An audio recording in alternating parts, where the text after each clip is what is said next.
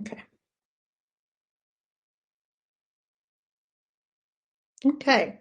Hi, everyone. Good evening if you're on in my neck of the woods, and happy early afternoon if you're across the Atlantic Ocean or wherever you are. Um, like I said in the chit chat before, I think that part of what we're experiencing these days is a certain loss of our sense of time. Like time is blurring, days are blurring into each other. I spent a lot of times the other day trying to sign my youngest son to Zoom school and not understanding why the links don't work until I realized that I'm trying to sign him to the links of the day before, like Sunday instead of Monday. While a student of mine messaged me on Tuesday saying I can't sign into the class, but it was on Wednesday. So we're all kind of having this sense that day blur today. And on the one hand, we've been in this reality with rockets flying overhead and going on and off and on and off to the shelter forever. But at the same time, I can't tell you what day is today, and it feels like time is just disappearing in leaps and bounds. And I'm not just talking about that because it's on my mind, even though it is. I'm talking about it because part of what Pesach is all about, and in a sense, it's not just Pesach, it's Parashat Chodesh, which we read in shuls this week, those of us who could go to shul and attended, we read about the first commandment that we ever received, which was Kiddush Chodesh. And Pesach itself, where we have to prepare things for this night. And when we get to this night, everything has to be prepared and done and wrapped up correctly. And then we move on to Sfirat HaOmer right after that, the next day, and we count the time. It's almost as if this time of the year invites us to control time, to think about our relationship with time, to think what do we make of the time, and not allow it to just kind of disappear like sand running between our fingers and just becoming this formless, meaningless mass. And what I want to highlight today in our discussion, beyond just introducing this Haggadah, the Nashir Haggadah, which is this beautiful collection of the collective works of many, many, many thinkers, Torah teachers, artists, photographers, poets. Oh, I see you have it there. And I see also we have Yael Levin here, who wrote one of the Torah pieces for the Haggadah. And beyond just introducing this Haggadah, what I hope to do is to explore together how the Haggadah as a text and Leila Seder as an experience of a living text, because it's not just a text, we also do things and we behave in certain ways and we ask questions and we eat certain foods, how this whole process shapes our sense of redemption, our sense of moving from slavery into liberty, specifically with an emphasis on the collective nature or the multivocal nature of this journey. In other words, many stories that we read in Western culture are stories about journeys, stories about someone who's in a disadvantaged position in the beginning and is liberated and empowered towards the end of the story. Think Harry Potter, think Jane Eyre, think Aladdin, which of course is not a Western story but has become adapted many times in Western civilization. All of them have this story that follows the same basic pattern of someone who's marginalized, oppressed, ridiculed, unappreciated, coming of age through a series of grand adventures and challenges and failures, very important part of it, until they come to be what they're supposed to be. That's not unique to Judaism. What's unique to the journey, one of the things I should say, there's many facets to it, but what the unique aspect I want to focus on today is that it's not a personal journey. We may have a hero, at least in Torah, in the Haggadah he disappears. Moshe Rabbeinu is not in the Haggadah almost at all. He's mentioned almost as a clause in some other discussion. But the story is a story of a people. And we're never allowed to forget that. That if it was only Moshe, it would not be our story. It's not interesting to us. What's interesting to us is that it's a story of a collective. And it has significance.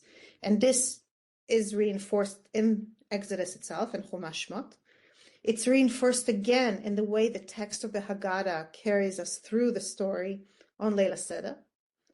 And it's reinforced, or we try to reinforce it in our Haggadah in Nashir. And with that, we'll finish. We'll come back to this particular Haggadah and see how this aspect of the story, how this aspect of our journey from the limited place to the open spaces, from slavery to liberty, from loneliness to belonging to God and being in a relationship with Him, is by nature a multivocal thing. And in order to start kind of drawing this process or showing where our texts highlighted, I want to invite you to look together with me. Let's see that it's working this time. What's wrong with this? Yeah, here. Can you see the source sheet before you? I'm going to make it a little bigger so it's more clear. This beautiful painting is a painting of the Parting of the Sea by Ricky Rose Horowitz from our Haggadah from Nashir. But I actually want to focus on this group of texts.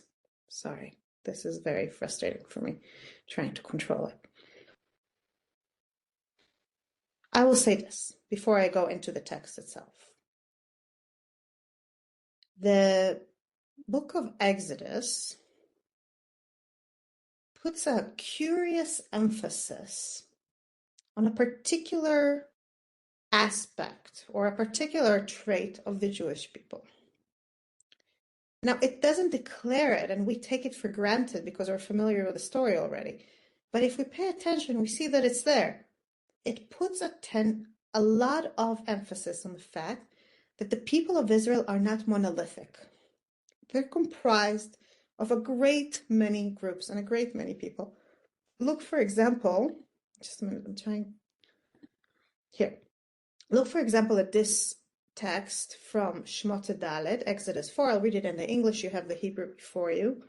God said to Aaron, it happens immediately after the scene in the burning bush when Moshe begged and begged not to have to go, but he is forced to go. And then God says to Aaron, go to meet Moses in the wilderness. He went and met him at the mountain of God, and he kissed him. Moses told Aaron about all the things that God had committed to him, and all the signs about which he had been instructed. Then Moses and Aaron went and assembled all the elders of the Israelites. Aaron repeated all the words that God had spoken to Moses, and he performed the signs in the sight of those assembled, and the assembly was convinced.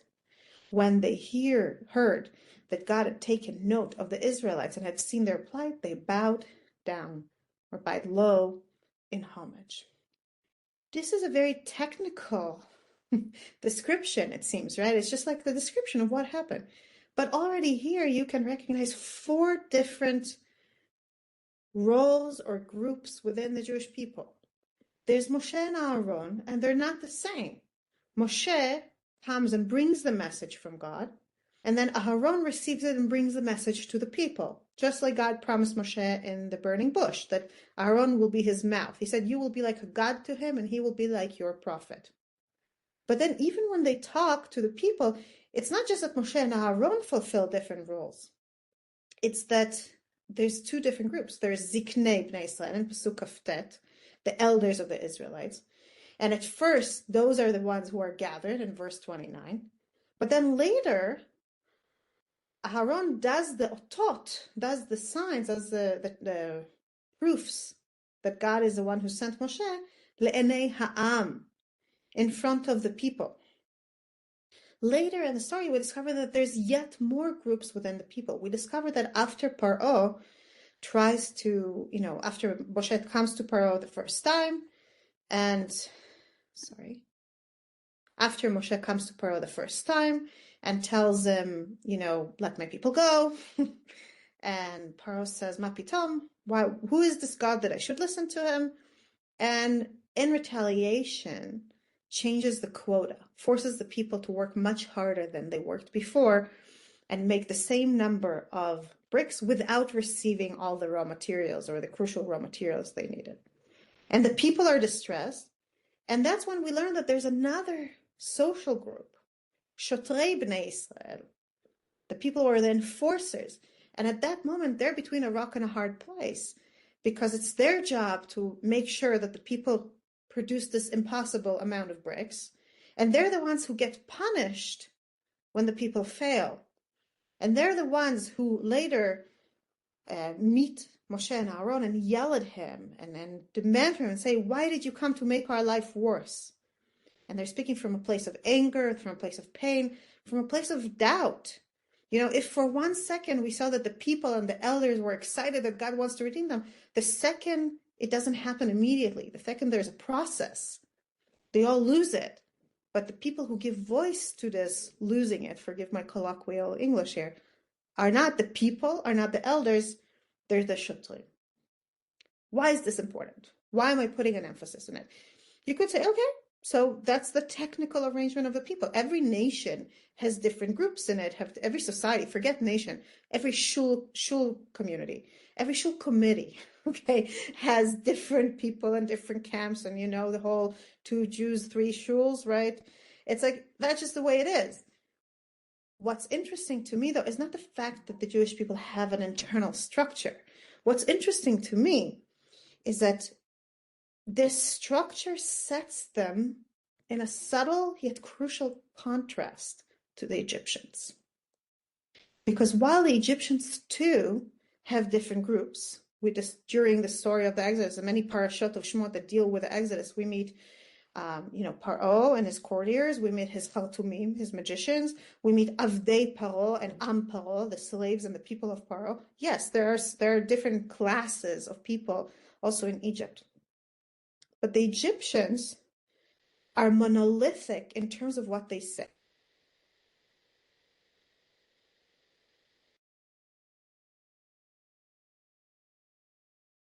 They, Paro, do what Paro wants from them. Am Paro, do what Paro wants from them. And in fact, God targets this monolithic nature of Egyptian society. As the Makot happen, they have several different effects. One effect is, pushing Paro closer and closer to the edge to the point that he will let the people go. One process that it enables is proving God's might. And many commentators comment on it. I don't want to go into it to too much length, that the first 3 Makot deal with water, then with the earth, then with the sky. And at every point, God asserts that he is superior to whatever natural forces / gods the Egyptians believed ruled those aspects of reality. But more than that, another campaign that takes place behind the scenes here is God is cracking the uniformity of the Egyptian people. First, it's the Khartoumim, the magicians, who come to Pharaoh and say, we can't do what he does. You should maybe, make a deal with him. You should give in. This is not working. Later, even the Avdei Paro, the slaves of Paro, come to him and say that you should do something. Ki avda Mitzrayim. Mitzrayim is lost to us. And I think what's happening here is God is leading a very subtle campaign to tell the Egyptians it's not in your best interest to just blindly follow the king. You made the will of the king your God. He is the sun and moon in your sky. He is the one who defines what's right and wrong in your world. But is it really in your best interest to live like that? Maybe you should question a little bit more. When we see that, it sheds a little bit of a different light on a recurring aspect of the story of the Exodus. Namely, that even though the people repeatedly complain, lash out against God and Paro and Moshe and Aaron, build a golden calf, say there's no water. When they see the sea closing in on them, yell out, were there not enough graves in Egypt that you had to take us out? Even though they constantly lash out, God is not trying to enforce uniformity on them. Yes, God punishes them. God doesn't just take their complaints and says, yeah, all good. God punishes them, God prods them, God tells them off through Moshe. Sometimes Moshe on his own volition tells them off.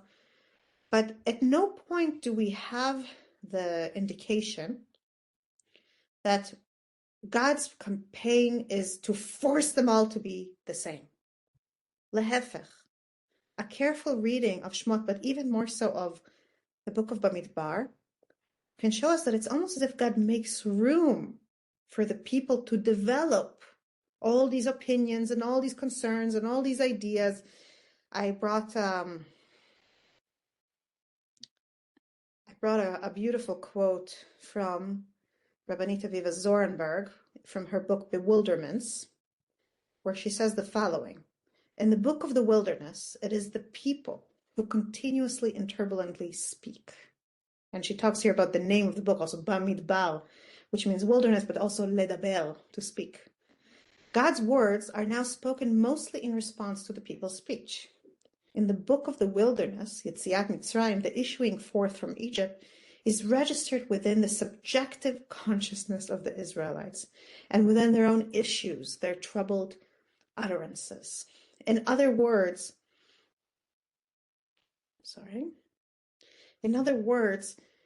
unlike in Shmot, in the beginning of the Exodus, when God comes with the outstretched arm and the, Yad Mushetet and all that, and takes us out of Egypt, and it's his story that he is shaping, in Sefer Bamidbar, it's almost as if God takes a step back, and of course he's still the will behind everything that's happening. I'm not trying to pretend that he's not. But he makes space for the people to come with their desires, their complaints, their difficulties. And in this process also to differentiate themselves from each other. They're not all saying the same things. They're not all feeling the same emotions. In fact, the few times when they do, it's usually a bad thing. When they're all together lamenting that they have to go into the land of Israel, for example, in the Parshat Meraglim, Parshat Shlach. So we see that as opposed to the Egyptians who are monolithic and God is kind of prying them apart from each other, allowing them to find their own group or personal voices within this whole, let's call it Egypt, with the Israelites, God is not trying, it's not a mirror image, it's rather in a similar vein, God is not trying to force them into uniformity, but he encourages these groups to speak for themselves and to develop who they are. And the question is why? And that is not a simple question, because it would have been so much simpler. Our whole story, our whole Exodus would have been so much simpler had God just said, forget it, shut up now. I'm telling you what to do what I say or I'll kill you all. It would have been much simpler. We wouldn't have had the 40 years sojourn in the desert. Let's continue from there. We wouldn't have had the whole book of Judges where we keep abandoning God and falling apart into disparate tribes and failing and all that. If God enforced his will on us, hal kegigit, like a mountain hanging over our heads and about to crush us, like the sages said Mount Sinai was in the moment of revelation. If God had consistently done that, taken away our freedom of choice and threatened us into just wholehearted, uniform obedience, much of the suffering we experienced throughout Tanakh would have been alleviated. And yet God doesn't do that. From the get-go, Moshe is not trying to eliminate the differences, the different camps, the different voices. If anything, he makes it more so. He, under the advice of Yitro, makes the Sarei Me'ot, Sarei Alafim, etc., like a whole judicial system. Later, he is thrilled and asks God for help. And when God tells him, fine, I'll give my Ruach HaKodesh to 70 people, and ends up giving it to 72 people, Moshe is just thrilled about that. He is thrilled to give Yoshua a role. He is thrilled that Aharon takes some of the role. He doesn't want it all to be one voice, one people, one ideology, one clear kind of totalitarian almost state of mind. And again, the question is why? And I want to offer several different suggestions. Some of them come from the outside, kind of from understanding the process that's happening in them. And some of them will emerge as we go into the Haggadah and the way we commemorate the story of the Exodus every year. The first idea I want to share, let's see if I can, just irritates me that I can't get it to do what I want, but we'll just deal with it. is actually an idea I wanted to bring from the field of parenting. If you look here to the left, Kari Kampakis, prepare your child for the, oh, here, it works now.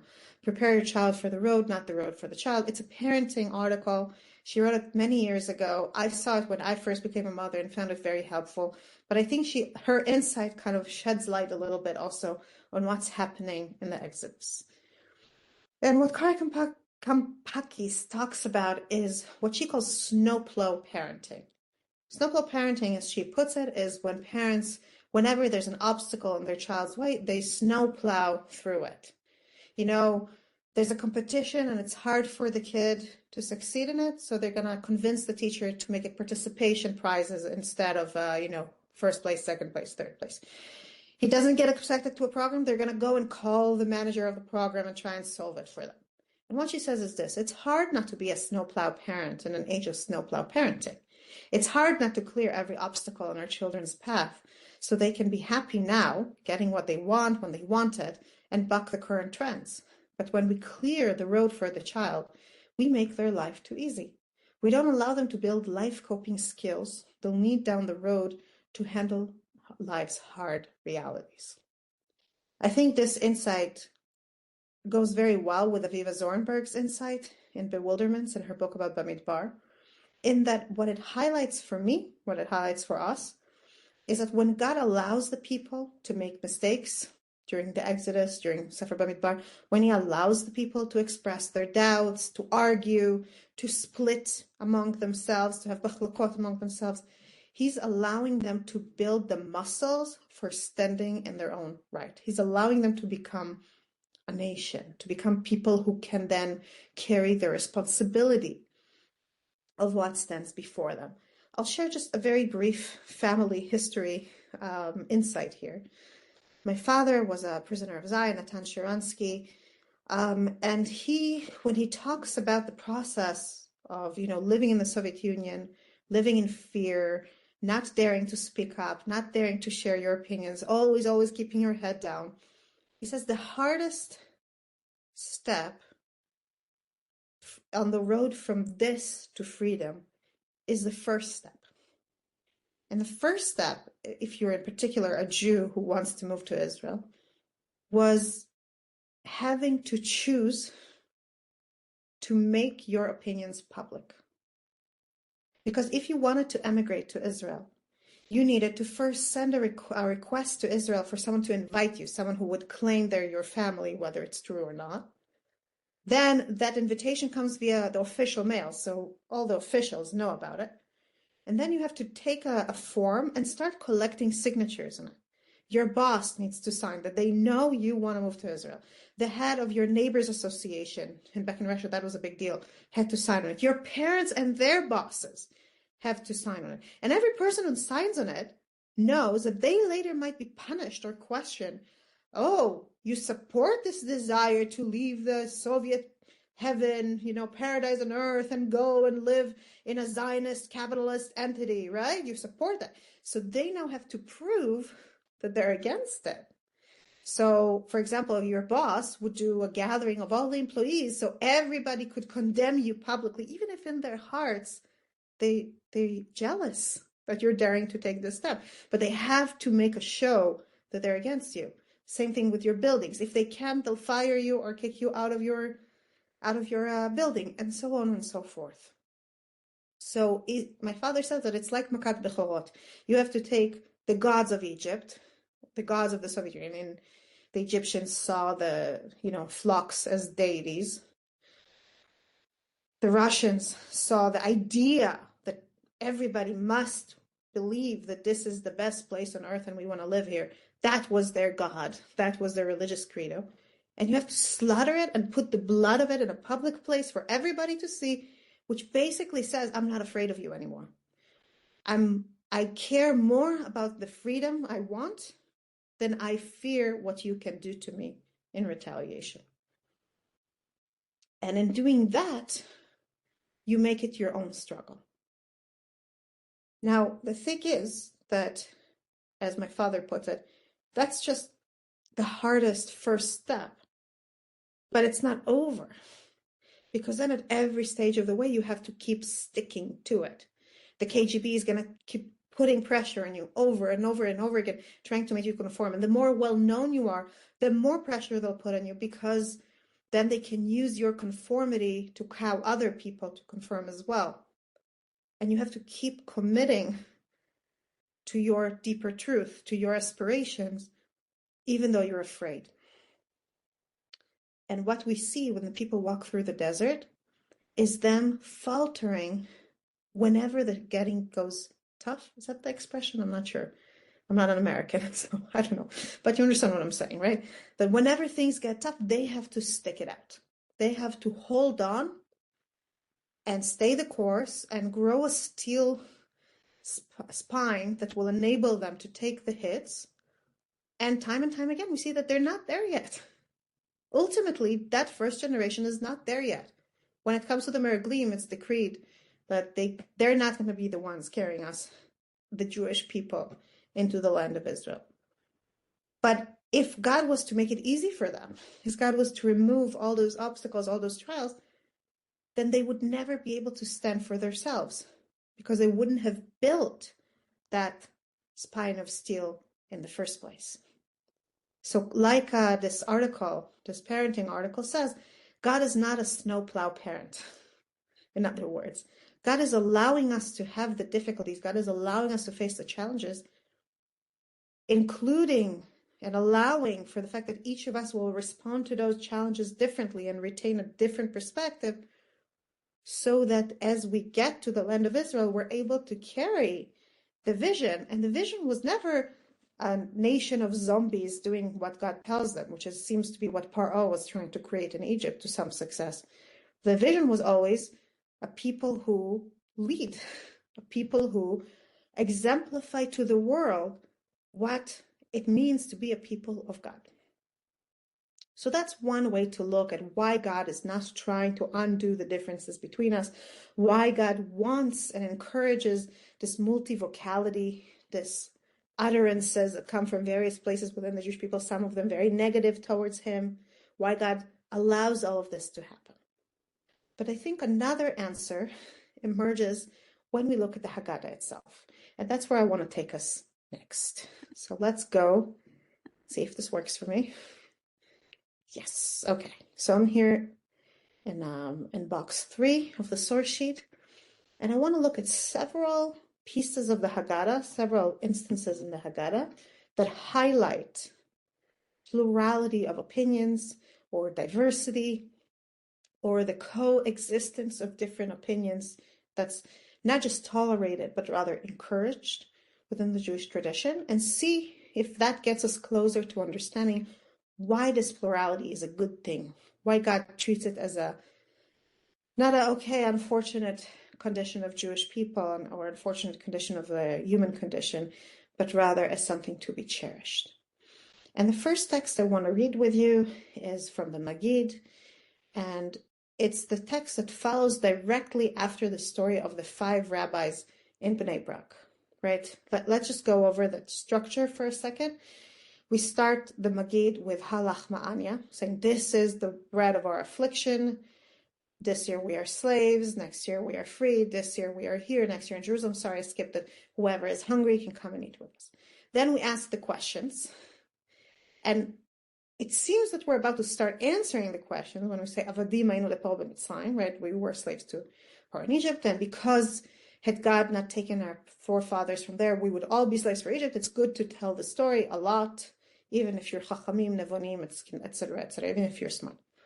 And then we seem to go into an example of how even wise people have to tell the story, because we talk about 5 rabbis who spent all night long in Bnei Brak talking about the story. But that's not the end. Instead, we have this coda to that whole story about the 5 rabbis. And the coda is very interesting. It goes like this. Rabbi Elazar ben Azariah, who's one of those 5 rabbis, I should say, said, I am, and here the translation is not accurate, it's keben 70 shana. I am like a 70 years old, and never have I merited to, I'll translate a little bit differently, okay, from the Hebrew. I never merited to hear, for it to be said, the story of the exodus, I never merited for the story of the Exodus to be told at night until Ben Zoma interpreted. It is written, so that you remember the day of your exodus from Egypt, all the days of your life. The days of your life would mean in the days, all the days of your life, in the days. All the days of your life includes the night. Just to clarify, so Ben Zoma, who was an important sage of that era, took the pasuk, the verse in the Torah that says, so you remember the day of your exodus from Egypt, all the days of your life, and ask, what is the all? What does the all add here? Why don't I just say the days of your life? And Ben Zoma says, all the days of your life, to include the night. And that's why they started telling the story at night. But now we need to understand, why was that such a chiddush, right? If Elazar ben Azariah says, only at this point did I ever merit to hear the Haggadah, the story of the Exodus shared at night, what happened until then? So we hear that until then, the sages had a different understanding of the same verse. The days of your life would mean only in this world. All the days of your life brings in the time of the Messiah. In other words, the rabbis and Ben Zoma make very different distinctions. The rabbis treat this pasuk as an answer to a question that troubled them. And the question that troubled them was this: one day we'll have the complete redemption, Messiah will come, everything will be great. Will we even need to remember the Exodus then? Once everything is great, do we even need that story of something that happened a long time ago when we have our own new redemption to revel in? It's not a bad question, right? So the rabbis say, no, we will need it. We learn it because it says all the day of your life. The all must mean something. So the all refers to this future dimension, the dimension of time that is after the full redemption. Of course, the meaning here goes much deeper than a trick with words, right? What it means is that the story of the Exodus is going to be eternal. The story of the Exodus tells us about a journey, about a coming of age of the people that is never going to stop being relevant for who we are, no matter how good things are around us. And that's an important thing to understand. Ben Zoma treats it in some ways more narrowly and in some ways more broadly. More narrowly because he's not interested in that future dimension of Geula that maybe will happen one day. He's interested in our life, in the present moment, when he lives and when we live, whenever whoever reads the text lives, and how we remember the past and the present. He's not talking about the future. He's talking about the relationship between present and past. And he says, we should not only remember the past in the daytime. We should remember the past also at nighttime. I say that it's also a more expansive interpretation because I think we can read that symbolically also. Daytime is when things are clear, right? What is boker for the sages? Boker is when you can levaker, separate the colors of things. You can tell apart the colors of things. Daytime is the time when you see things with clarity, with daylight. And what Ben Zoma says is we shouldn't remember the Exodus only when things are clear to us. We should go and remember the Exodus also when things are dark, when things are hidden, when there's a stelpanim, when the only light we have is the light of the stars, which is much, much weaker and unclear, and things are kind of elusive and deceptive. That's when we also need to hold on to the story of the Geulah that happened, and it can be our light in the darkness, not just during the day. But the truth is that's not what I want to put the focus on or put the emphasis on.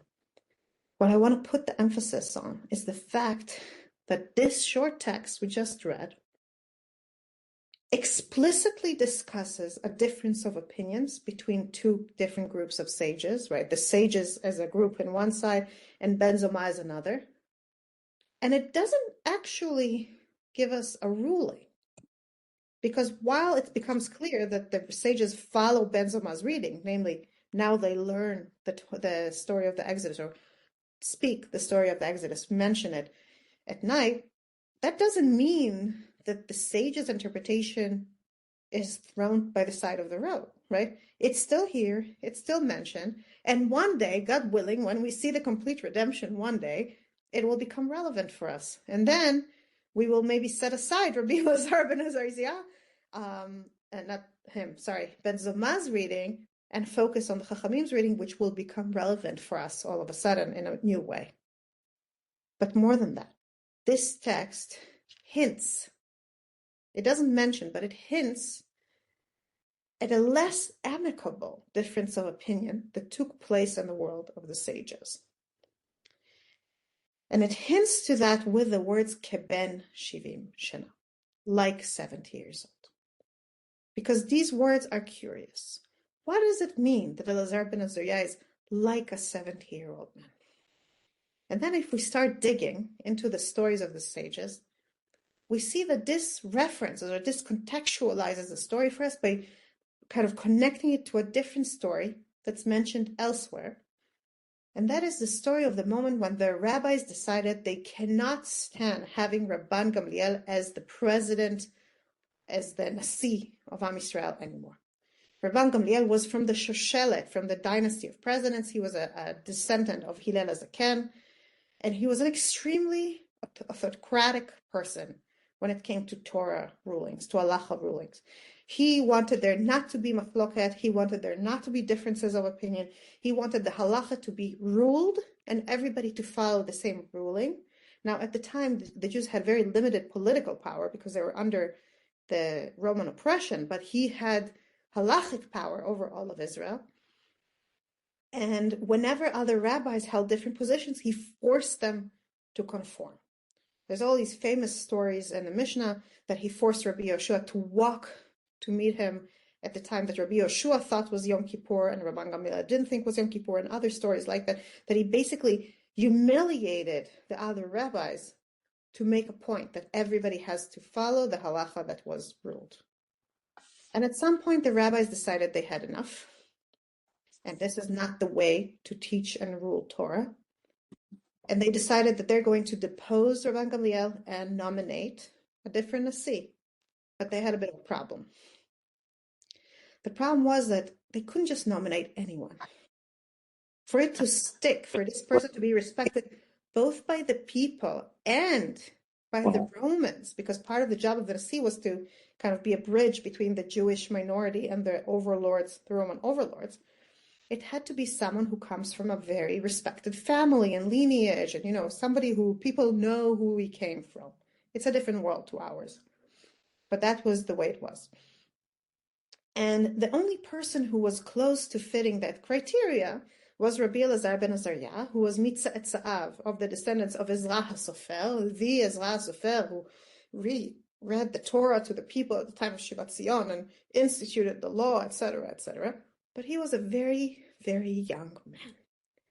And they looked at him and they said, such a young man, some say he was 17, some different things, but nobody will respect him. Nobody's going to take him seriously as the president of the Sanhedrin, as the president of the Beit Din of the Jews.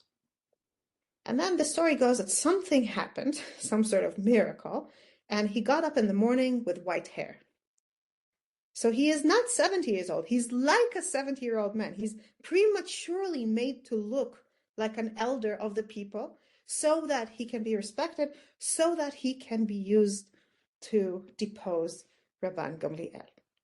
Now, why is this story relevant? Why even hint at it? Why open this rabbit hole for us to pursue by saying the words Keben Shivim Shana in the story of the Seder, in the Seder itself? I think that what hides underneath this story is the realization that ultimately, just like God doesn't try to turn us into a uniform people, so do the sages, or at least most of the sages, understand that we should not strive for forced uniformity in our opinions. Unlike Rabban Gamliel, who tries to force everybody to adopt the same opinion and is willing to use force and humiliation to achieve it, the rabbis understand that that's not the way, that people need to have some freedom of conscience, freedom of thought, to follow halacha as they see it, to teach how they see it, and the result of this coup, it's exactly a coup that they committed against Rabban Gamliel, was a great democratization of the Beit Midrash. They opened the door of the Beit Midrash. They allowed way more students to come in. They made they made Torah learning available to many, many more people.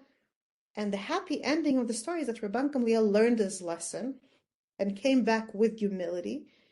And in the end, they made him and Rabban Elazar ben Azariah presidents, Nasi'im, at the same time, because they didn't want to depose Elazar ben Azariah to bring back Rabban Gamliel. So they gave both of them positions of power, and they kept the democratization of the Beit Midrash in place, even after Rabban Gamliel was reinstituted, in essence creating a more diffused and less centralized system of ideas, of Jewish learning, of Jewish halacha, and once again reasserting the same idea that we saw in Shmot, which is it's okay for us to be different. It's not a bad thing for us to be different. And this little story, that's almost a coda to the actual story of the Seder, invites us, if we follow it to where it leads, to once again recognize that, yes, in our understanding of the world, in the Jewish understanding of the world, at our table in the Seder, there's room for many perspectives. And we don't see it as something to avoid. I want to point out two other places in the Seder that make the same point. One obvious and one less obvious. The obvious one is the four sons, right? I didn't even bring it because it's a familiar passage and you can explore it to your heart's content during the Seder itself. But what does the four sons model mean? It means that there's room at the table for different people, and the sages understand that we can't tell the story of the Exodus in the same way to different people. We need to cater or to tailor what we have to say to the psychological needs of different participants in the Seder. So we're not saying we want everybody to be the wise son. We say even the wicked son is welcome. We'll give him an answer that's a little harsh, but all of them are part of the conversation.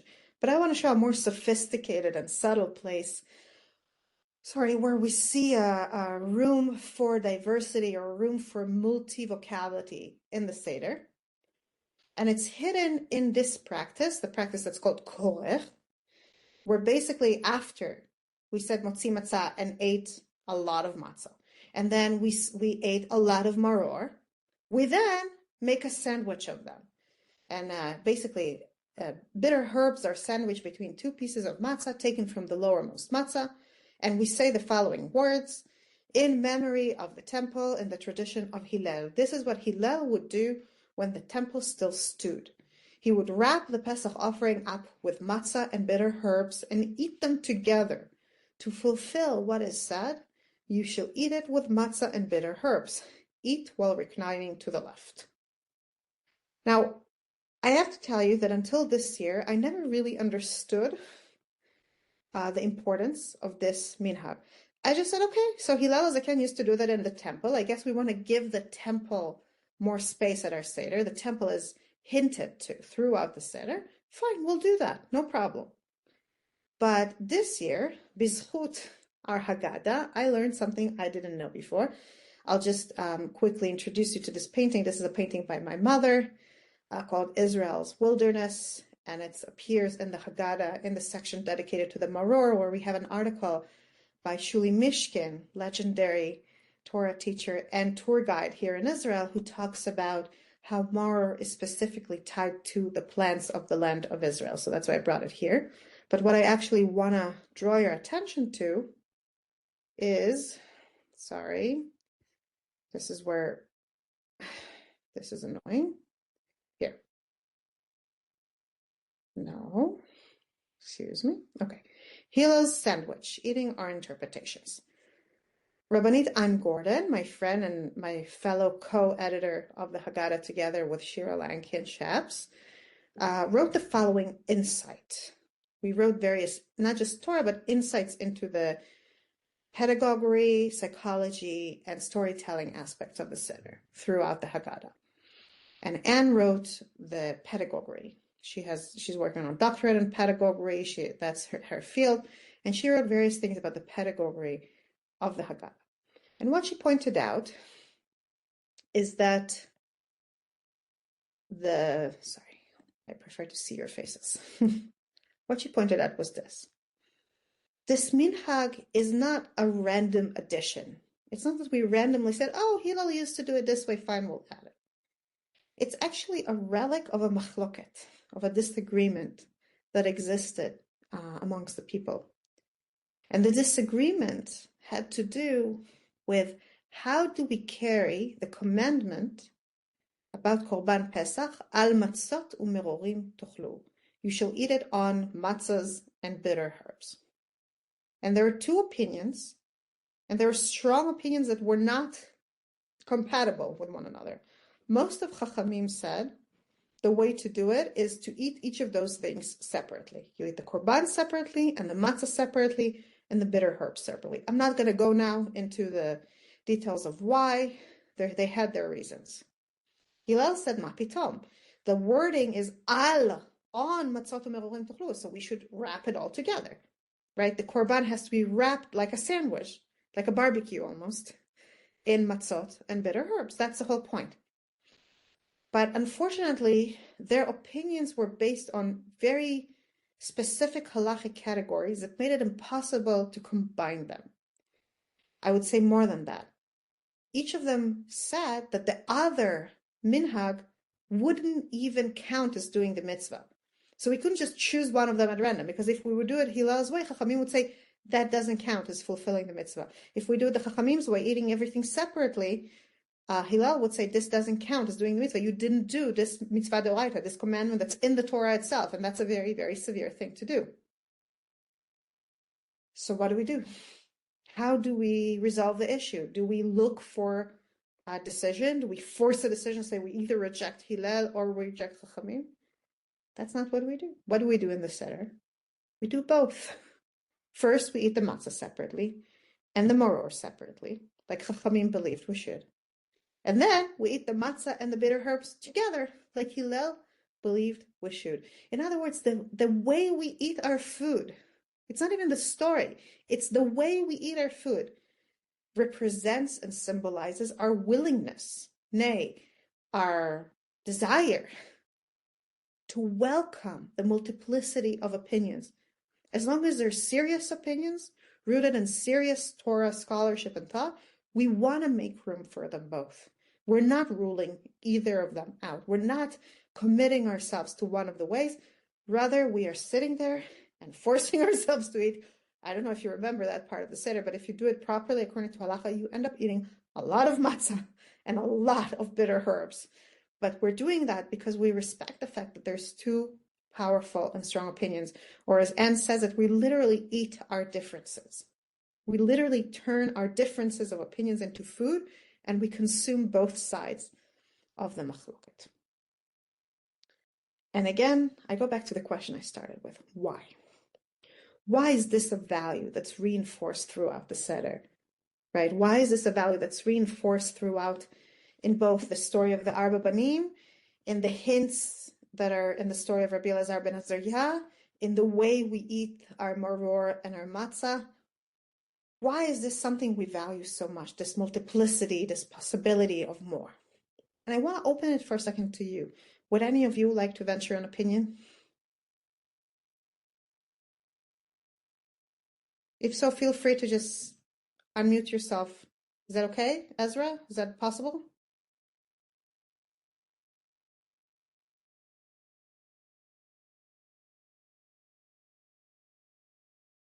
Would anyone like to share an opinion? I'm not forcing you. I'm not. I believe in the multiplicity of options.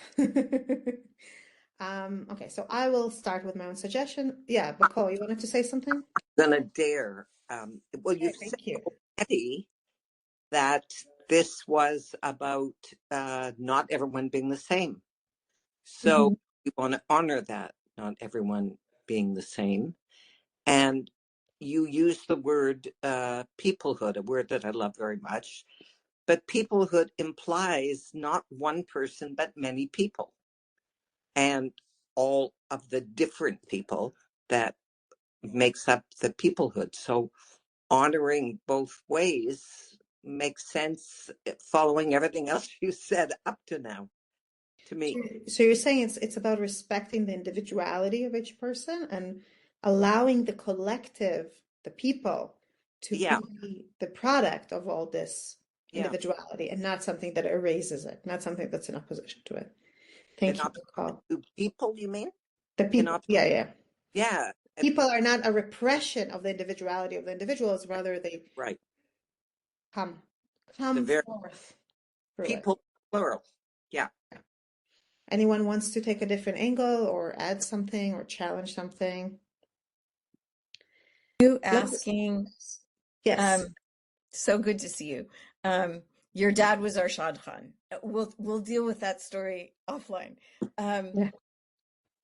Are you asking why is it in the Seder, or why are you talking about it as something important? No, I'm asking, it's kind of the same question. I'm saying, why is it in the Seder? Why is it emphasized even in the Yetziat Mitzrayim already in Exodus? Why is this a value that God, Moses, the sages are all putting forth? You know, why is it something that's important to us? It seems like we've forgotten that it's important. So I can't tell you the reason it's there except for amazing wisdom, but it's there. It seems like it's there because there was an understanding that we all accept some truth, but we express it differently.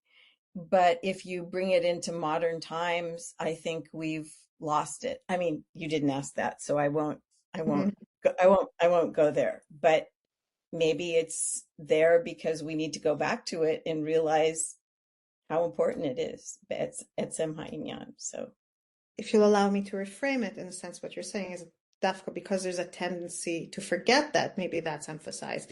Maybe because we might fall into the trap of thinking that what's requested of us is uniformity and conformity. The sages, God before that, all make a point of emphasizing that that's not what it's about. Is that a fair reframing? Sure. Okay. Tada. Thank you. Marlene, did you want to say something? Yeah, on a completely different area. I'm just thinking about the Mishkan and the amount of things which were part of the Mishkan. Yeah. The etz, the gold, the techelet, all those things make me think about the variety of the people. So it's quite different from what you were trying to expound.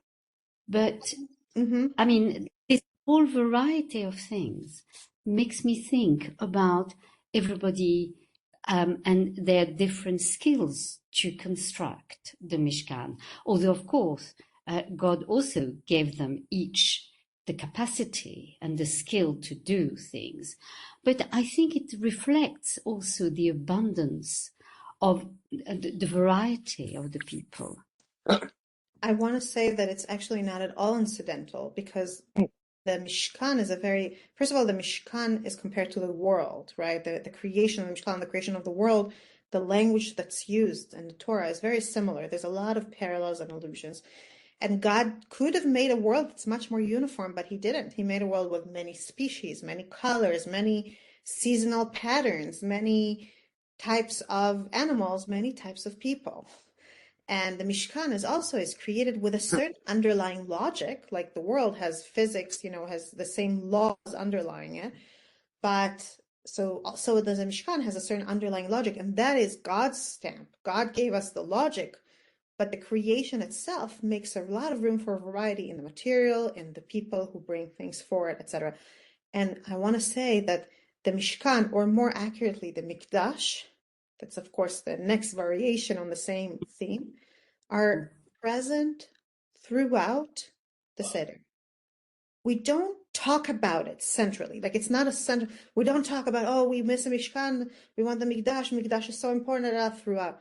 But we do say it several times. We start the Magid with Halach Ma'anya, where we say that today we are here, next year in the rebuilt Jerusalem. We end the Magid with next year in Jerusalem. Next year in Jerusalem. But also throughout the text, there's hints.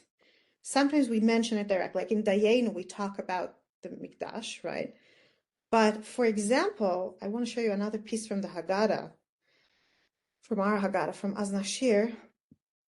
If you look at this article here before you by Rabbi Dr. Lisa Fredman, she talks about the simanim of the Seder, namely the Kadesh, Uchatz, Karpas, Yachatz, which I always thought of as just like a nice mnemonic technique, kind of a way to remember what's there.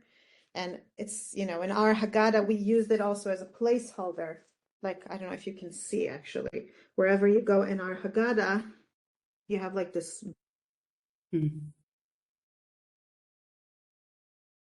Well, she froze. Inside the Haggadah. But what Lisa Friedman points out is that there's a hint hiding there, because there are 15 simanim, if you look at it carefully. And the number 15 appears again in the Haggadah in the number of verses in Dayenu, the number of things we're thankful for in Dayenu. And what is the number 15? It's not a normal important number, right? It's not like 7 or 50 or any of those other numbers we're familiar with as symbolic numbers. But it is an important number because it's the number of Shira Ma'alot.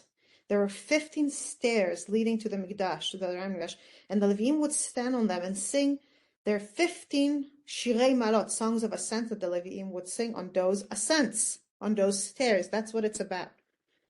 And this is just one of the places, as Lisa Friedman points out, this, but other people throughout the Haggadah write about other things, where the Mikdash is present even when it's not mentioned in the Seder. It's almost as if we recreate aspects of the Mikdash in the temporal space of the Leila Seder that used to exist in the spatial sense in Beit HaMikdash itself. So I think that actually, Marlene, the connection you make between the Mishkan and later the Mikdash to the diversity of the human nature, of people, of understanding, of opinions, is key to the Seder itself, which is an attempt to recreate what it was like to be there, in a sense. We're running out of time, so I'm afraid I can't hear more opinions, even though I enjoy it. But I want to offer yet another opinion. And I want to show another part of the Haggadah, which I think bears it out. And the opinion, and what I want to share is this. Sometimes people falsely think that uniformity creates strength. Paro thought that by getting everybody to do what he says, his country will be stronger, right? His rule over it will be stronger. The Soviet Union thought that by enforcing uniformity, that everybody, even if they don't believe, have to say the same things, behave the same way, mumble the same words, the same credos, even if they don't really believe in them. That's how they preserved their power in the Soviet Union. But the truth is that uniform things are very brittle. Because if that one thing is broken, the whole society crumbles. Somebody dares to stand up and say the king is naked, right? Somebody dares to go and challenge Paro. Somebody dares to stand in the, like my dad says, in public square and say, no, this is not the paradise of the workers. And the whole system falls apart because the truth is it's not. And everybody hearing it knows that. And they've been lying and pretending. And suddenly they ask themselves, why should we pretend? Why put so much energy into pretending all the time? And immediately there's ripple effects and the society falls apart. Whereas a society where people come with different opinions and different perspective is much more resilient because it's like something that hangs on many supports. And if one person or opinion proves wrong, there's plenty of other things to drop on. Or if one person proves weak and needs help, other people can rise to the challenge and hold them who are not the same and therefore are not brought low by the same thing. I think we've seen it here in Israel in the past 2.5 years of war, that, at different times, different people were going through crisis mode. There are times when I lost hope, and there are times when my sister or my friend or my family or my kids lost hope. But it's not the same time because we're not the same people. We're not the same things make us stick. So we're able to support each other. And I'm sorry, I'm taking a little bit extra time. I want to show you something from the Haggadah that we created, which I think really beautifully, that is not what I was trying to do, sorry. I was trying to make it big, brings it home. And that is the texts we have, the text and the art we have for the part of the Haggadah that is actually before the Seder, where we talk about where we bring the brachot of biur, first Bikat Chametz and then biur Chametz. And for that part, we brought a Torah commentary by Dr. Ilana Steinheim, where she talks about our choice to refrain from chametz as a way to acknowledge that some things are not in our control, as a way to acknowledge that the world is not fully ours. I'll read her the ending here of what she wrote. It teaches us about limits, about relinquishing control. To be free, the Torah suggests, is not to own or consume without restriction. Freedom requires a humility to acknowledge what is not ours, and that perhaps is the first step towards holiness. I would argue that it's also the first step towards liberation, because as long as you're trying to control things you can't control, you'll never feel like you have power. You'll always feel powerless.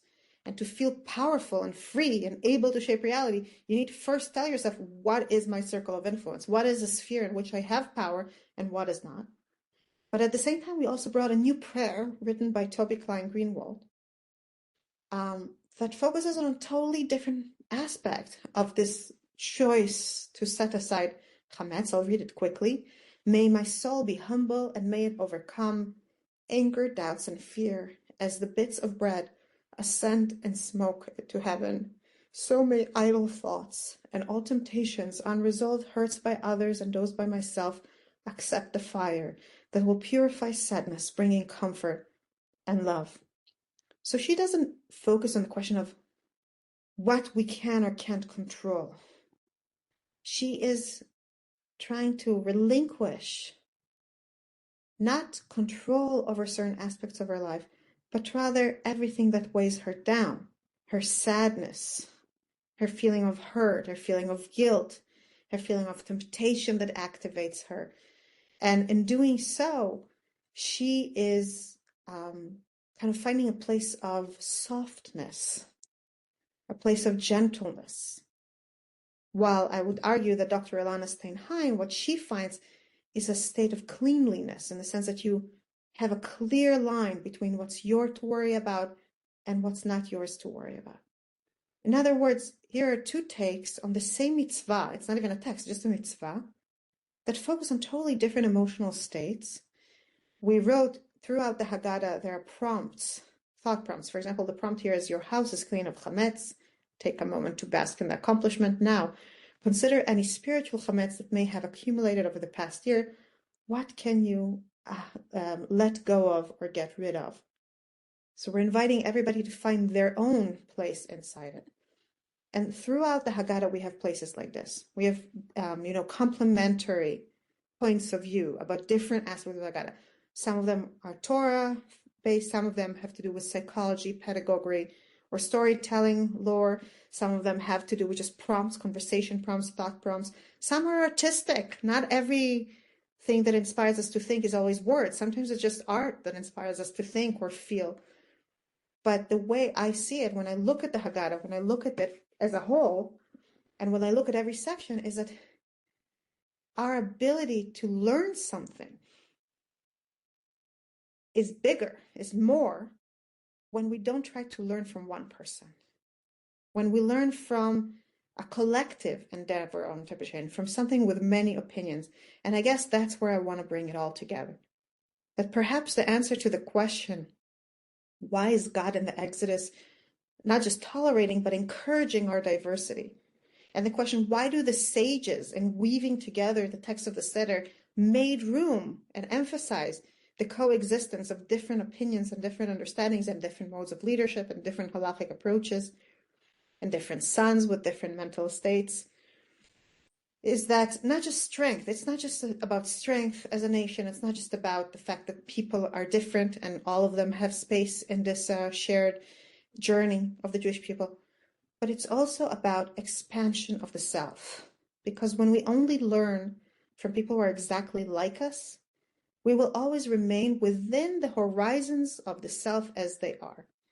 When we open ourselves to learn from different people and hear from different people, we challenge ourselves to suddenly glimpse horizons we could never have imagined are even there. And I am very, very proud is not the right word because it's not my creation. It's a collective endeavor. But I'm just very pleased and humbled to be able to offer you and the world this Haggadah that is really a collective endeavor of many very different women and one remarkable man, our designer, Itzi Wolf, who see the world through different emotional states and different preferences and different, sensibilities, and to learn from all of them and to feel like, if Yetziat Time is going from the narrow places to the expanse, to Merchavia, I go from just my narrow way of understanding the Seder and who I am and who our nation is to a way that's inspired and nurtured by such a beautiful collective of thinkers and authors and creators. And on that note, I wish us all Yetziat Mitzrayim this year. May we go out of the Egypt of narrowness, whatever form this narrowness takes from us. May we be safe, and may we L'shana Haba b'Yerushalayim Abnuya. God willing. Amen. Thank you.